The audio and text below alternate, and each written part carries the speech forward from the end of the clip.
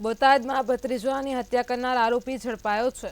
બોટાદમાં હત્યાનો મામલો સામે આવ્યો, જેમાં આરોપી ઝડપાઈ ગયો છે।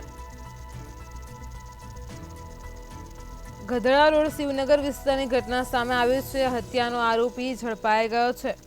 મોટા બાપુએ 21 માર્ચના રોજ ભત્રીજાની ઘરે જ હત્યા કરી હતી, તો આકાશ પ્રકાશભાઈ પરમારની હત્યા કરાઈ હતી। 21 માર્ચના રોજ આ ઘટના બનવા પામી છે।